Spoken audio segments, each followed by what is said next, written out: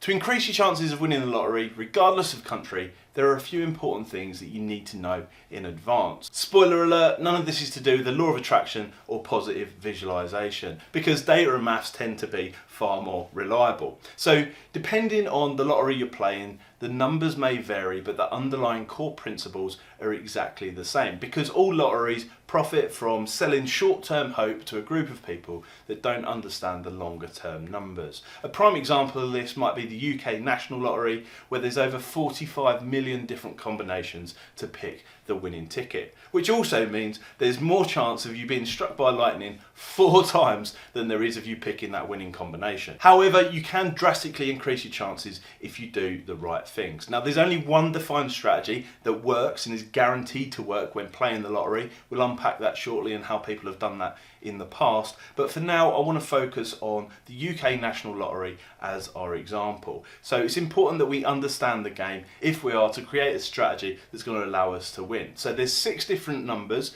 that are available in the winning combination, picked from a total of 49 numbers. There's 49,057,474 possible combinations. It costs £2 to place a combination on the National Lottery, and you can buy 10 lines at a time. At the time of recording anyway, because the wokies aren't telling us how we can live our lives on that one just yet. So how can you lower your risk and increase your chances of winning more? Well, first of all, it's obvious. You just need to buy more combinations, okay? So it gets complicated, and we'll explain how Syndicate has done this previously in the past shortly, but the next result is not influenced by the past result when it comes to lotteries. It's totally independent of one another, like a coin flip. So just because a combination has appeared before, it doesn't mean that it will appear in the future. And in fact, the Bulgarian lottery in 2009 actually had the same numbers, 2 different draws, back to back. At the time, people wanted an independent investigation, and you can see why, but the reality is they were totally independent of each other, and it certainly wasn't fixed.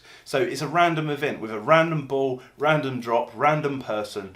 No characteristics are significant that allow us to influence or understand and create characteristics around this situation that will routinely happen, okay? Even with your law of attraction bullshit. However, you can influence your chance of winning a bigger payout. Now, to do this, we need to understand the group of people that are playing the game so we can make logical entries to ensure that we get more money if we do win. To illustrate this point, on the flip side, it's estimated that around about 10,000 different entries each and every single week pick the numbers 1, 2, 3, 4, 5, 6. So if you were to pick those numbers and eventually win the lottery, you'd have to split the pot with 10,000 other people. Bearing in mind the average pot is usually around about £4 million. That would mean that you get 400 quid for picking the right lottery numbers. So it doesn't make sense to pick the numbers 1, 2, 3, 4, 5 and 6. Also, if we look at past entries, you can see 133 people won the jackpot all at once in January 1995, with 4 numbers below 31, something I want to talk about in just a second. Now, that group of people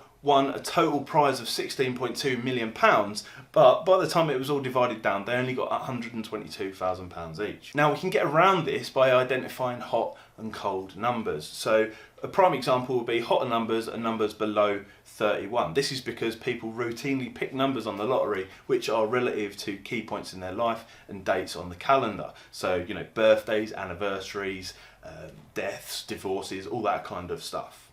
Looking at the data, you can also see that the top 3 numbers are actually 7, 17 and 23, with the hottest number being number 7, which is no real surprise, lucky number 7, right? On the flip side, the coldest number would be 13, because 13 is known to be an unlucky number. So understanding which numbers that people are likely to pick means that you can then choose different numbers so that you don't have to share the pot if you should win. It doesn't just stop there on individual numbers though, because people routinely pick strings of numbers, like I already said, numbers 1, 2, 3, 4, 5 and 6. Also pick things like prime numbers, 2, 3, 5, 7, 11, 13, 17, 2 of those numbers there being the hottest numbers of all. Now, I appreciate at this point you might be thinking, well, that doesn't actually tell me how I can predict the winning lottery numbers or how people have actually done it in the past, because they have. So if you want to guarantee that you win, then you need to do what a syndicate of individuals did back in 1992 on a warm bank holiday in Ireland, where they attempted to secure a 2.2 million jackpot. It included some simple maths, a lot of audacity, running the numbers and then actually doing it, which is all explained here in this video in the end screen. It's quite a remarkable tale. Make sure you check it out, see how they did that. Also, while you're here, please don't forget to like and subscribe to the channel.